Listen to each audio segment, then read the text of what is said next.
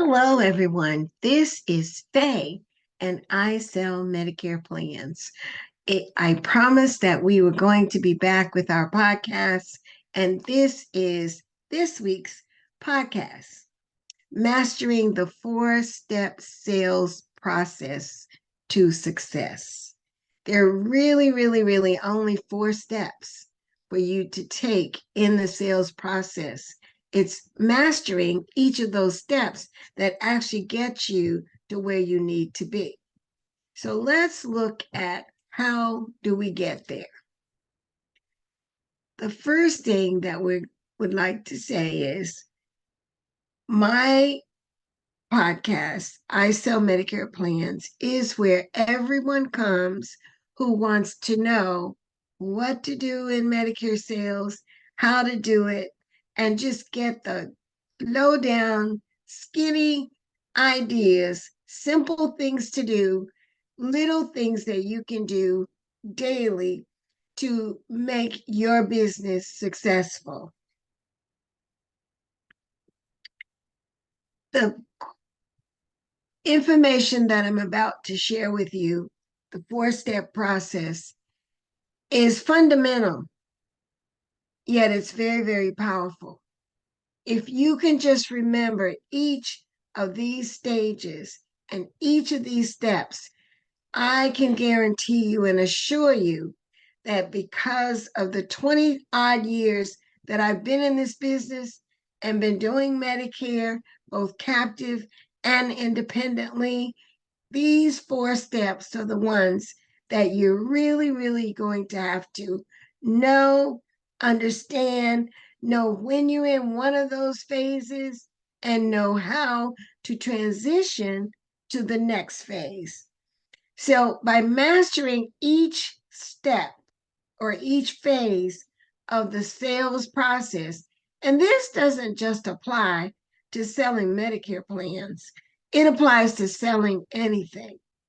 By mastering each stage, you can consistently attract, nurture, and convert leads into loyal customers that will boost your sales and build your career. So think of the four-step process as a compass. This is the path that you're going to take. It's always the same path. And initially, you're going to be spending more time in the first two steps of the path than in the other two steps of the path. But eventually, you'll get to that point where that last step, that sales step, becomes easier and easier and easier. So each step actually builds upon the last.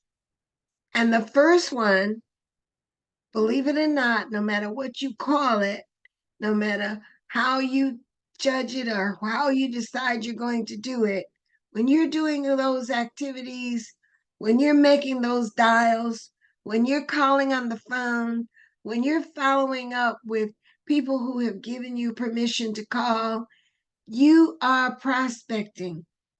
That's the first phase. When you're putting yourself in front of people so that people know what you do, when you're actually holding a conversation with the person that's standing next to you in the grocery line because you want them to know what you do, when you're actually telling your church, when you're telling your sorority, when you're telling your fraternity, when you're telling at your family, when you're telling anyone what it is that you're doing, what are you doing? You're prospecting. So this approach ensures that you can prioritize and qualify leads by investing your time wisely. And remember, you're either going to use time or money, one or the other. You're going to spend time or you're going to spend money. And time is the most important asset in life. I'll say that again. Time is the most important asset in life. Why? Because you can have zero money in your bank account. You can have a dime in your pocket, but there are ways that you can get more money. but you cannot get back that time. So prospecting is, of course, your first step in the sales process. It's the one you're definitely, when you're new, when you're just starting out, just face it, you're going to need to spend a lot of time. You will have to just convince yourself and be happy about it. Be excited about it. Be ready to get out and spend time talking to people. That's what you do to prospect. Prospecting, of course, being the first step, is the foundation of your sales success. So if you don't learn to do that well, you're not going to be able to build on the next step. Before you start to prospect, though, clearly define in your mind where your client is and who your client is. If you're doing Medicare, you're going to look at senior centers, you'll look at 55 plus communities, you'll look at module home communities where they have a clubhouse in the community where all of the community members drive their little golf carts up, and that's where they all meet. You are going to look for low-income communities. But if you're doing ACA, then you're going to look for small business owners. You're going to look for families. You're going to look for employees of those small business owners. And you want to work with parents. You want to work with single parents. You want to work with ethnic groups who may be underserved and not have the medical care that is available to them and may not even know about it. So before you start to prospect, know in your head who you are prospecting for. Do you think that when the gold miners were actually prospecting for gold, that they had any doubts about what they really were looking for? They were able to shuffle the rocks and the gold in the water and tell the difference between what was real gold and what might have been a rock.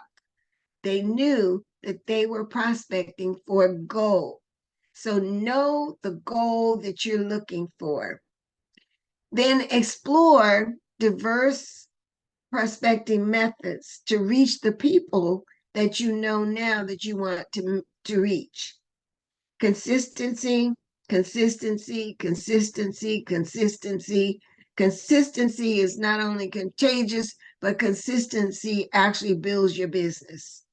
Habits that you form to be doing the same thing over and over and over again, but perhaps changing your location, changing the actual people that you're standing in front of, will always bring you something in this business.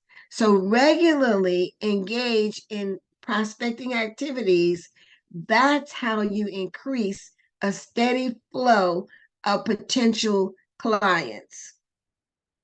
The goal for anyone in Medicare sales particularly is to collect as many permission to call slips and or scopes of appointments as you can daily. So that means talking to as many people as you can to get to the numbers where you're going to need to be. And we will explore in other podcasts and other sessions those numbers and backing into those numbers so that you also have an idea once you've identified who you're going to prospect and what you're prospecting for, who you're looking for. Once you learn that, then we're going to start to talk about, well, how many people will you really need to see in order to prospect? Now, once you are out there prospecting and you have your activities set up, you're doing some kind of activity every day. Every day, you're either making those phone calls, you are sending out those postcards, you are visiting a senior center, you are going to meet someone to have a conversation about where you might meet other people. You're doing something for your business every day. Even if you have a full-time job and you're working this as your quote unquote side hustle, but eventually you want this side hustle to be your real hustle, you're going to have to do something, some little thing about your business every day. Those prospects lead to leads. The lead qualification is the next step, of course. So once you have the permission to call slip or the scope of appointment, now you need to engage with the customer. And just because you have that permission to call slip doesn't mean that the individual is going to be picking the phone up when they see your name and your phone number ring, just as if you were their sister or their brother. That may not happen. It can happen, but it may not happen. So do not be discouraged. You need to call, you need to follow up, and you need to continue to follow up. You do not, one thing you do not need to do is to be a nuisance. Don't be a nuisance, but follow up.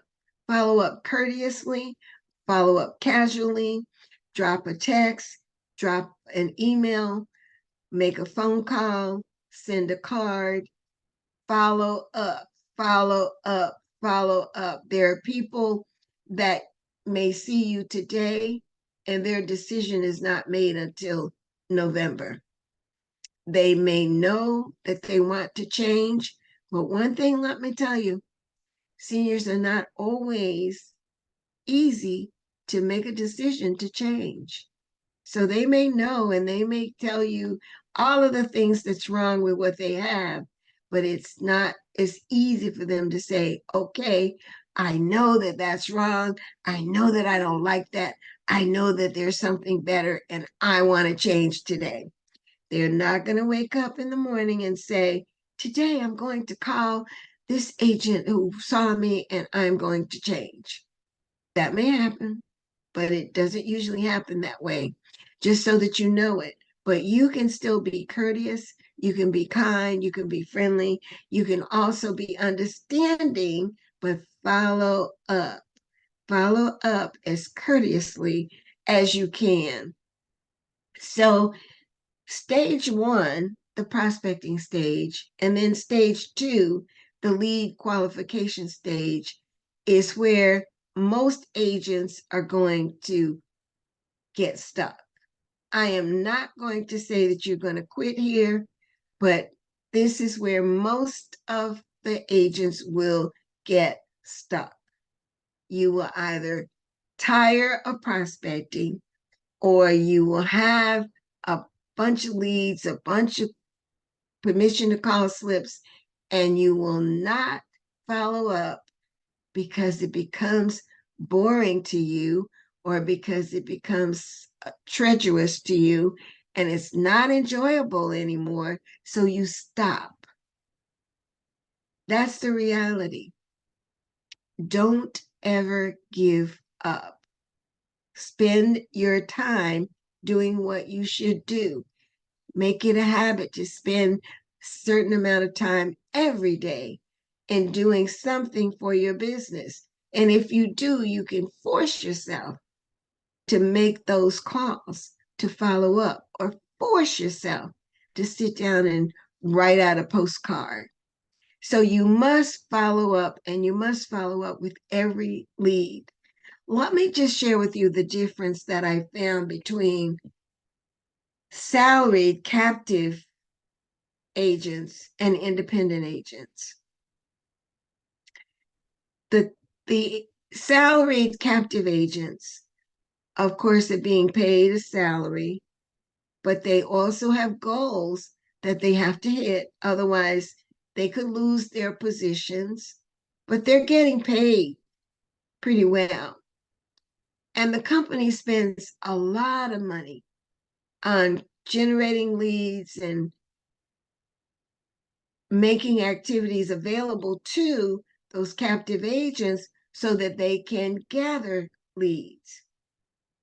So when they get those leads, they put them in their system, whatever that system might be, and then they call about 3 times. And after that, they stop calling because corporate says you may irritate the individual if you call too much. So they stop after the 3rd time. So then corporate later decides they need this block of people called because they have these permission to call slips. So they give them to the independent agents because the independent agents are hungry. They don't have the luxury of getting that salary every week or every 2 weeks like the captive agent does. So they're really going to follow up with these people. So who ends up actually bringing that to the corporation? You, the independent agent.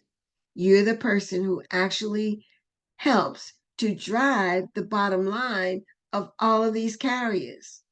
So not only are they then winning, but you're winning as well. So follow up with every lead that you get. Now, not all leads are going to be created equal. So invest your time wisely, qualify the leads, know the questions that you're supposed to ask. Use open-ended questions. I know some people say, don't ask open-ended questions, just ask questions.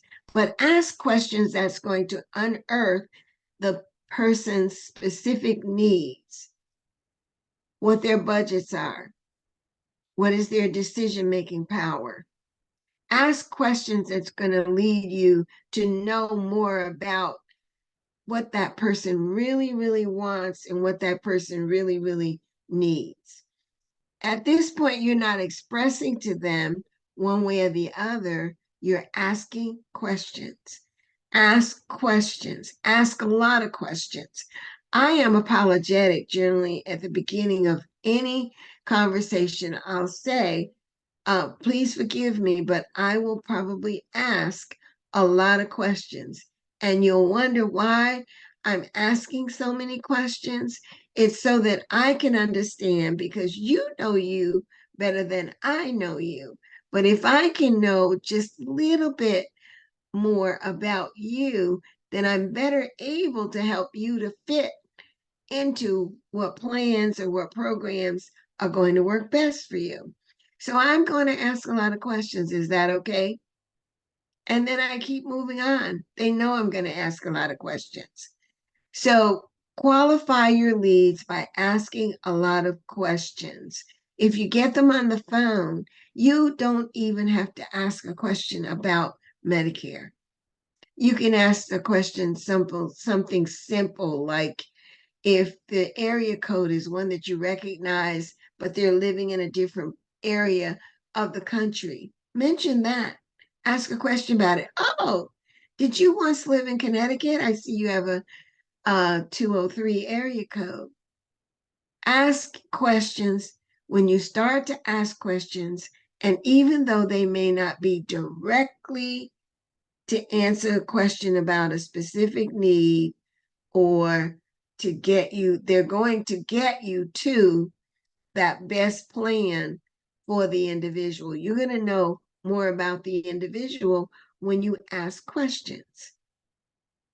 Now, if you don't know the 5 questions that are basic questions that you should ask, on the screen now is a link that you can use to get a free download of my ebook, The 5 Things You Need to Know. And that ebook will explain to you for each of those 5 things why you need to know those particular things. The next step in your sales process is the appointment.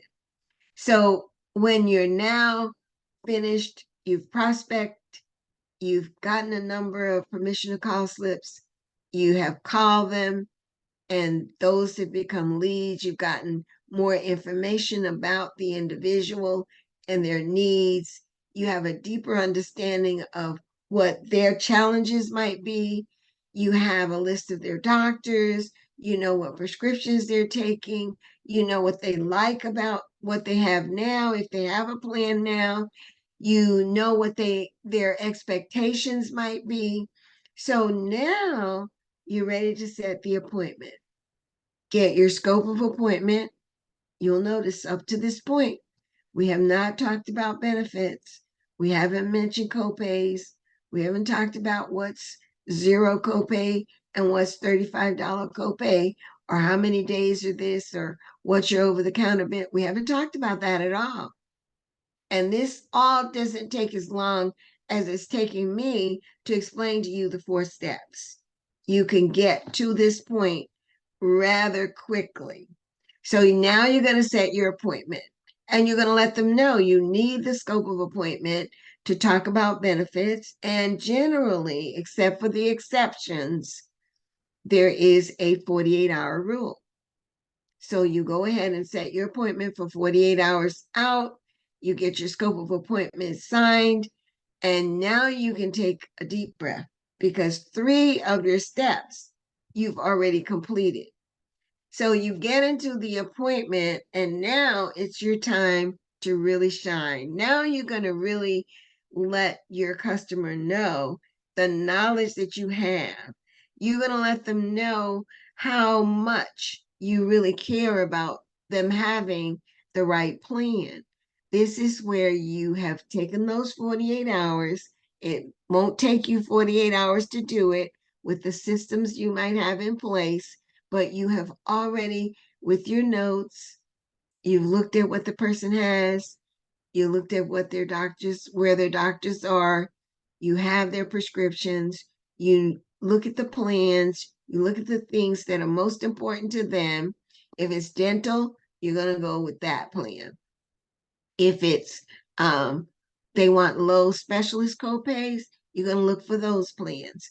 Or they want a Part B give back, you're going to look at those plans. You have done your research now, and you reviewed the plans that are available in their area. And so now you're going to go back to suggest specifically a program or a plan that's going to meet their needs. That's the one that's going to show that you can effectively find and satisfy the needs of the individual. And this is where you are completely building that trust in the customer is looking at you now. So once that's done, and you've done a compliant full presentation, which includes the summary of benefits, going through the summary of benefits after you've chosen the one plan, you're going to go through the summary of benefits, you're going to explain each benefit. You're also going to, don't forget to say in the first part of that enrollment conversation, that compliant wording that you must say. You don't represent all plans. Remember that. And you must tell the customer what is the stars rating. And most of the platforms that you're using now will also have you go through a review even after you've gone through the summary of benefits. So it makes it a full compliant presentation. You address all of the customer's needs. You pay attention to the customer. You give your undivided attention. You let the customer know what to expect now while you're there with them, or while you have them on the phone. And you let the customer know what to expect in the next 10 to 14 days. Let the customer know what the carrier will do.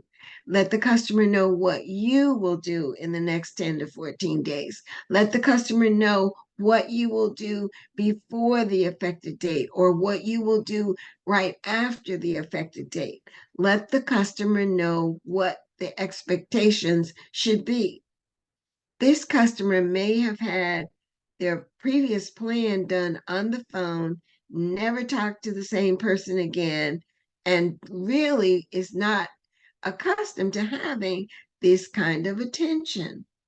Now you are going to make sure that you follow up with them by phone, or or by visiting them. If you choose to go ahead and set a second appointment, that's up to you, whatever your time permits. But you're going to confirm several times during the conversation of the presentation that the customer understands what you're saying and the customer's questions have been answered. Do this more than one time. It may seem repetitious, and it is repetitious, but there's a purpose for that. When something is repeated more than once, particularly if it's something that's questionable with the customer, you want to be sure that they understand it. If you leave there and they don't understand it, it opens nothing but trouble for you. So that's the 4-step process. First, you have prospecting.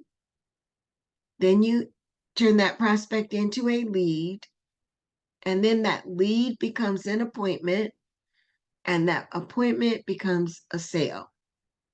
Not everyone is going to become an appointment, and not everyone that you prospect with is going to become a sale. That's why at the bottom of this phase, you're going to spend more time in front of more people to get those final sales. I hope that this has been helpful for you. If you have any questions, you know how to reach me. It's 407-340-6282.